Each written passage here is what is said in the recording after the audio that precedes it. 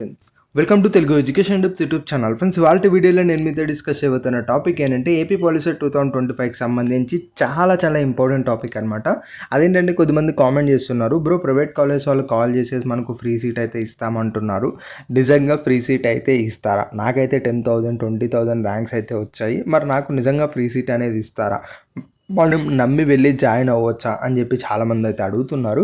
దీని రిలేటెడ్గా in reality ఎలా ఉంటుంది అన్నది క్లియర్గా అయితే గమనిద్దాం. సో వీడియో అనేది ఇంట్రెస్టింగ్గా యూస్ఫుల్గా ఉంటుంది. పూర్తిగా చూడడానికి అయితే డెఫినెట్గా ట్రై చేయండి. ఇక టాపిక్ అయితే స్టార్ట్ చేసే ముందు నా చిన్న రిక్వెస్ట్ ఏంటంటే, ఇప్పటి వరకు మన తెలుగు ఎడ్యుకేషన్ టిప్స్ యూట్యూబ్ ఛానల్ని మీరు ఎవరైనా సబ్స్క్రైబ్ చేయకుండా చూస్తున్నట్టే మీకు యూస్ఫుల్ అయ్యే ఇలాంటి ఎన్నో వీడియోస్ కోసం అయితే సబ్స్క్రైబ్ చేసుకోండి. ఫ్రెండ్స్, ఇక టాపిక్లోకి వచ్చేసినట్టయితే మెయిన్గా మనకు దీనికి సంబంధించే చాలామంది అయితే కామెంట్ చేస్తున్నారు, బ్రో ఆ కాలేజ్ వాళ్ళు ఫోన్ చేస్తున్నారు ఫ్రీ సీట్ ఇస్తామంటున్నారు, ఈ కాలేజ్ వాళ్ళు ఫోన్ చేస్తున్నారు ఫ్రీ సీట్ ఇస్తామని అయితే చెప్తున్నారు. మరి నిజంగా ఇస్తారా ఫ్రీ సీటు అన్న డౌటే చాలామందికి అయితే ఉంది. దీనికి సంబంధించి అసలు కాలేజ్ అనేవి వాళ్ళ పర్స్పెక్టివ్లో ఎలా ముందుకు వెళ్తాయి, ఓవరాల్గా బిజినెసెస్ ఎలా వెళ్తాయి, దానికి సంబంధించి వాళ్ళు ఏం చేస్తారు, ఆ తర్వాత ఇన్ రియాలిటీగా ఫ్రీ సీట్ ఎలా ఇస్తారు అన్నది మనం అయితే గమనిద్దాం. స్ట్రైట్ అవేగా క్వశ్చన్కి ఆన్సర్ తెలుసుకున్నట్టయితే ఫ్రీ సీట్ ఇస్తారా అంటే డెఫినెట్గా ఇస్తారు. అది వచ్చేలా వాళ్ళైతే చేస్తారు, ఇందులో ఎలాంటి డౌట్ అయితే లేదు. సో స్ట్రైట్ అవేగా క్వశ్చన్కి ఆన్సర్ ఏంటంటే, వాళ్ళు ఫ్రీ సీట్ ఇస్తామన్నారంటే మ్యాక్సిమం కేసెస్లో ఇచ్చే ఛాన్సెస్ అయితేనే ఉంటాయి. ఇది ఇంతవరకు క్వశ్చన్కి అయితే ఆన్సర్. సో దీన్ని కొంచెం సైడ్ పెట్టండి. నేచర్ ఆఫ్ మనకు బిజినెసెస్ గురించి అయితే మాట్లాడదాం. మెయిన్గా ఇప్పుడు మీరు ఏ బిజినెస్ అన్నా తీసుకోండి, అది ఇర్రెస్పెక్ట్ ఆఫ్ బిజినెస్ ఏదన్నా తీసుకోండి, వాళ్ళ మెయిన్ మోటో ఏదైతే ఉంటుంది, ఫస్ట్ ప్రాఫిట్స్ అనేది ఎర్న్ చేయాలనే ఉంటుంది. ఎవ్వరు కూడా అది ఎన్జిఓ తప్పించి ఇంకెవ్వరు కూడా మనకు ప్రాఫిట్స్ లేకోకుండా ఓన్లీ నేను సర్వీస్ సైడే మనకు వర్క్ చేస్తానని ఎవ్వరు కూడా ఉండరు. అల్టిమేట్గా మనం వాల్యూ ఆఫ్ సర్వీస్ ప్రొవైడ్ చేయాలి, దాంతోపాటు కొంత ప్రాఫిట్ కూడా మనం అనేది ఎర్న్ చేయాలి. ఇదే విధంగా ఏ బిజినెసెస్ అయినా ఉంటాయి. అంటే మనం ఏదైతే అమౌంట్ కలెక్ట్ చేస్తున్నామో దానికి సంబంధించి మనం న్యాయం చేయాలి, అట్ ద సేమ్ టైం మనం కూడా కొంత అమౌంట్ అనేది సేవ్ చేసుకోవాలి.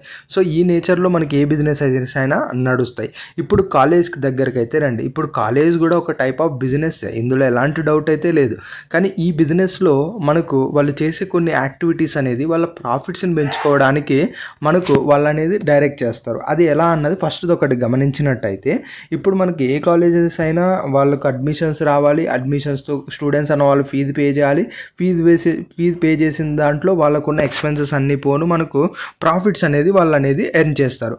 ఇప్పుడు గమనించినట్టయితే ఇప్పుడు టాప్ ర్యాంక్స్ ఎవరికైతే స్టూడెంట్స్కి వచ్చి ఉన్నాయో, ఆ ఫస్ట్ ర్యాంక్ కావచ్చు, 5th ర్యాంక్ కావచ్చు, 10th ర్యాంక్ కావచ్చు, అది వాళ్ళు పెట్టుకొని ఒక టాప్ 100 ర్యాంక్స్లో ఉన్న స్టూడెంట్స్ మన కాలేజీలో జాయిన్ అయ్యారు అంటే, ఆ 100 మెంబర్స్ అయితే ర్యాంక్స్ ఉన్నాయో అందులో అట్లీస్ట్ ఒక 5 మెంబర్స్ మనకి జాయిన్ అయినా, సో పాలిసెట్లో టాప్ ర్యాంక్స్లో వచ్చిన వాళ్ళు మా కాలేజీలో జాయిన్ అయ్యారు అని చెప్పేసి వాళ్ళు ఇంకా ఎవరైతే మనకు ఎక్కువ ర్యాంక్స్ వచ్చి ఉంటాయో, అదే పాలిసెటే రాయని వాళ్ళు ఉంటారో వాళ్ళని మోటివేట్ చేసి అడ్మిషన్స్గా మనకు ఆ కాలేజీలో తీసుకుంటారు. అలాంటప్పుడు ఈ యొక్క ఏదైతే 1 to 100 మధ్యలో ఎగ్జాంపుల్కి చెప్తున్నా, 1 to 100 మధ్యలో ఎవరినైతే 5 మెంబర్స్ జాయిన్ అయ్యి ఉంటారో వాళ్ళకి ఫ్రీ సీట్ ఇచ్చి, ఇక రిమైనింగ్ ఎవరైతే వీళ్ళని బేస్ చేసుకొని కింద ఇంకా రిమైనింగ్ స్టూడెంట్స్ వచ్చి ఉంటారో వాళ్ళ దగ్గర నుంచి ఫీజు కలెక్ట్ చేస్తే అల్టిమేట్గా వీళ్ళ మోటో ఏదైతే ప్రాఫిట్స్ ఎర్న్ చేయాలని ఉంటుందో అది డెఫినెట్గా మీట్ అనేది అవుతుంది. సో ఈ విధంగా ఒకటైతే వర్క్ అవుతుంది. ఇది ఇన్ జనరల్ కేసెస్లో అందరికీ కూడా తెలిసిందే. బట్ ఇక్కడ రెండవ థింక్ ఏంటి అంటే, బ్రో నాకు 20,000 వచ్చింది, 30,000 వచ్చింది, అయినా కూడా నాకు ఫ్రీ సీట్ అనేది ఇస్తామంటున్నారు, ఇది ఎంతవరకు నమ్మచ్చు, నిజమేనా అన్నది ఇప్పుడు మెయిన్ పాయింట్గా మనం అయితే మాట్లాడదాం. ఎందుకు ఇందాక ఎర్లియర్గా అది చెప్పాను అంటే, కొన్ని కేసెస్లో అలా వర్క్ అవుతుంది, మేబీ అలా అనుకొని చాలామంది థింక్ చేస్తారు, బట్ అది కొన్ని కేసెస్లోనే వర్క్ అయితే అవుతుంది. ఇప్పుడు ఇన్ రియాలిటీ మాట్లాడుకున్నట్టయితే నాకు 30,000 1 lakh వచ్చింది, అయినప్పటికీ ఫ్రీ సీట్ ఇస్తామని అయితే కాల్ చేస్తున్నారు. మరి ఎలా ఇస్తారు వాళ్ళంటే, ఇక్కడ గుర్తుపెట్టుకోండి, ఏ కాలేజీ కూడా ఊరికనే మీ మీద నేను ఫ్రీగా ఇస్తాను, మీరు ఫీ అనేది పే చేయాల్సిన అవసరం లేదు, మీరు మా కాలేజీలో చదవండి, మేము ఇన్ని అడ్మిషన్లు చూపించుకుంటాం అనే విధంగా ఎవరు కూడా ఉండరు. అల్టిమేట్గా ఒక అడ్మిషన్ వచ్చిందంటే దాంట్లో ఒక అట్లీస్ట్ సర్టెన్ % అనేది వాళ్ళు మనీ అనేది సేవ్ చేసుకుంటారు. బట్ అలా సేవ్ చేసుకోలేనప్పుడు వాళ్ళు ఊరికే మీకు సీట్ అనేది ఇవ్వరు కదా. ఎవరన్నా మోటో ఆఫ్ బిజినెస్గా మీరు ఆలోచించినట్టయితే, నేను ఒక బిజినెస్ చేస్తున్నా, నాకు ఏం అవసరం లేదు, నేను ఫ్రీగా ఇచ్చేస్తాను రాండి అని చెప్పి ఎంతవరకు అని ఇస్తారు? ఏదో స్టార్టింగ్లో ఇస్తారు, తర్వాత కూడా ఇస్తారా? డెఫినెట్గా ఎవరైతే ఇవ్వరు. బట్ ఇక్కడ బిహైండ్ లాజిక్ ఏంటి అంటే, మీరు గుర్తుపెట్టుకోండి, మీ అడ్మిషన్ అన్నది కాలేజ్ వాళ్ళకి వెళ్ళింది అంటే కాలేజ్ వాళ్ళు ఫ్రీ సీట్ ఇవ్వరు. మీ తరపున ఏదైతే కౌన్సిలింగ్ ఉంటుంది కదా, గుర్తుపెట్టుకోండి, మీ తరపున కౌన్సిలింగ్ ఏదైతే ఉంటుంది కదా ఆ కౌన్సిలింగ్ కాలేజ్ వాళ్ళు చేస్తారు. అంటే మీకు ఏదైతే కౌన్సిలింగ్లో ప్రాసెస్లో సపోర్ట్ కావాలో అదంతా కూడా కాలేజ్ వాళ్ళు ప్రొవైడ్ చేసి తర్వాత వెబ్ ఆప్షన్స్ అని ఒకటైతే ఉంటుంది. ఈ వెబ్ ఆప్షన్స్లో మీకు ఏ కాలేజీలో జాయిన్ అవ్వాలనే ఆప్షన్ ఉంటుంది. ఐ మీన్ మనకు అనుకుంటారు. ఆ కాలేజెస్లో మెయిన్గా ఏం చేస్తారు అంటే మీకు ఏదైతే ఫ్రీ సీట్ ఇస్తామన్న కాలేజ్ ఉంటారు కదా ఆ కాలేజీలో ఉన్న అన్ని బ్రాంచెస్ ఆప్షన్స్ అనేది మీకు వెబ్ ఆప్షన్స్లో మీ తరపున ఆ కాలేజ్ వాళ్ళు అనేది పెడతారు. అల్టిమేట్గా ఏమవుతుంది, ఆ కాలేజ్ వాళ్ళకి తెలిసి ఉంటుంది.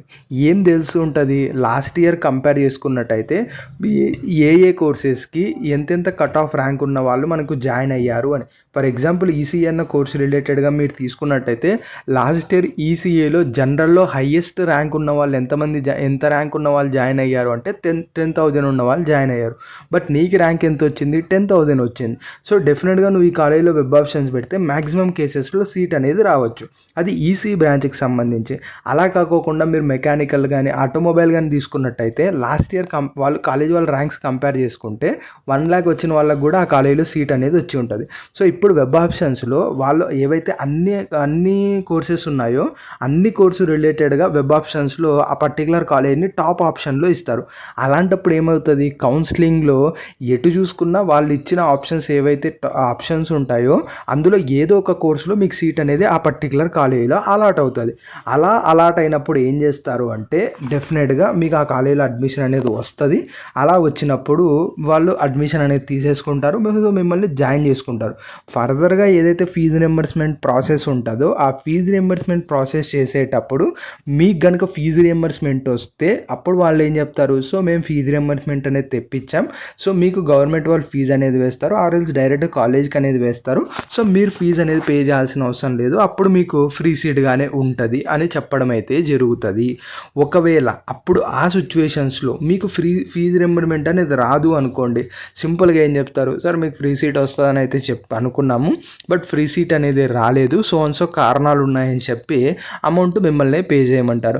ఎలానో అది ఒక 1 year అయిపోయి ఉంటుంది, ఆర్ఎల్స్ 1 year మధ్యలో ఉంటారు కాబట్టి మీరు ఏం చేయడానికి లేదు. అల్టిమేట్గా ఇంటర్ అడ్మిషన్స్ క్లోజ్ అయి ఉంటాయి, నెక్స్ట్ ఎక్కడ జాయిన్ అవ్వలేరు, ఇంకా అదే కాలేజీలోనే మీరు కంటిన్యూ అనేది అయిపోవాలి. లేదు అనుకున్నట్టయితే మీరు ఏదైతే ఫస్ట్ ఇయర్ ఫీజు ఉంటుందో అది పే చేసేసి రిమైనింగ్ మీ సర్టిఫికేట్ తీసుకొని బయటకు వచ్చి నెక్స్ట్ ఇయర్ మళ్ళీ ఇంకొకసారి మీకు ఎక్కడైతే నచ్చదో అక్కడ అగైన్ అనేది జాయిన్ అనేది అయిపోవాల్సి ఉంటుంది. సో ఇలా back end or front end మనకి ఈ విధంగా అయితే నడుస్తుంది సిచ్యువేషన్స్. సో ఎవరన్నా ఏ కాలేజ్ అన్నా కానివ్వండి, ఫ్రీ సీట్ ఇస్తాము జాయిన్ అవ్వండి, డెఫినెట్గా మీకు ఫ్రీనే ఉంటుంది అంటే గుర్తుపెట్టుకోండి, నేచర్ ఆఫ్ బిజినెస్ ఎప్పుడు కూడా అన్ని ఫ్రీగా ఇవ్వరు, అందులోనూ ఫ్రీగా ఇస్తే టాప్లో ఉన్న వాళ్ళకి ఇస్తారు.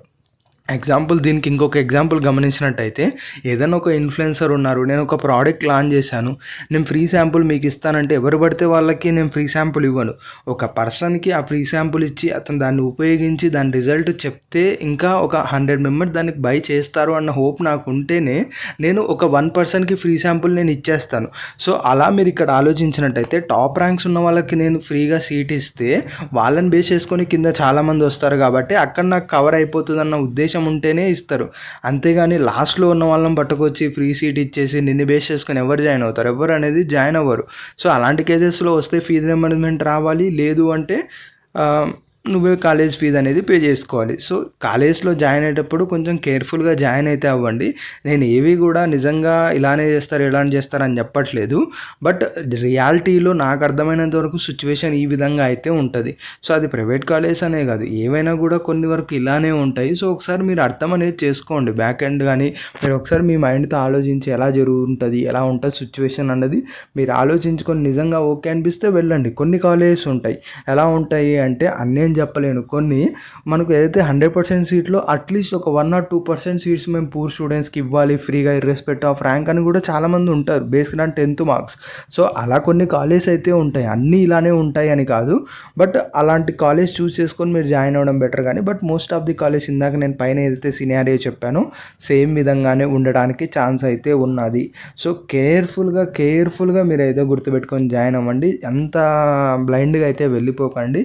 అందులోనూ కౌన్సిలింగ్ సంబంధించి వెబ్ ఆప్షన్స్ ఏవైతే ఉంటాయో ఇవి చాలా చాలా ఇంపార్టెంట్.